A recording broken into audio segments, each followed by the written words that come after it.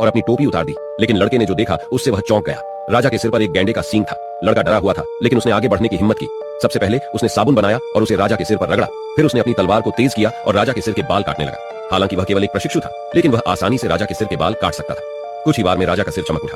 यह जांचने के बाद कि कोई समस्या नहीं है, लड़के ने तलवार राजा को वापस कर दी और राजा ने इसे दर्पण के रूप में इस्तेमाल किया। राजा उसके चमकते हुए गंजे सिर से संतुष्ट था। उसने अपनी तलवार वापस ले ली और लड़के से कहा कि वह पैसे लेने के लिए खजाने के संदूक में जाए। लड़के को जरा भी संदेह नहीं हुआ और वह तुरंत पैसे लेने चला गया। हालांकि जब लड़के ने संदूक खोला तो उसने पाया कि अंदर कोई तल नहीं था। राजा ने आगे बढ़ने का अवसर लिया और लड़के को नीचे धकेल दिया। लड़का गिर गया। हालांकि लड़के को चट्टान के नीचे एक अंधेरी नदी का आशीर्वाद मिला। वह किनारे तक तैरना चाहता था, लेकिन धारा इतनी तेज थी कि लड़का किनारे तक नहीं पहुंच सका। आखिरकार वह नदी में और भी गहराई में बह गया। राजा बहुत संतुष्ट हुआ और उसने खजाने का संदूक बंद कर दिया। हालांकि लड़के की किस्मत को हल्के में नहीं लिया जा सकता था और वह खोपड़ियों के ढेर में बह गया। वह उसी क्षण जाग गया। अपने सामने खोपड़ियों के ढेर को देखकर लड़के को पता चल गया कि यहाँ कोई राक्षस होना चाहिए। इसलिए उसने पानी में अपनी टोपी उठाई और एक पत्थर के घाट पर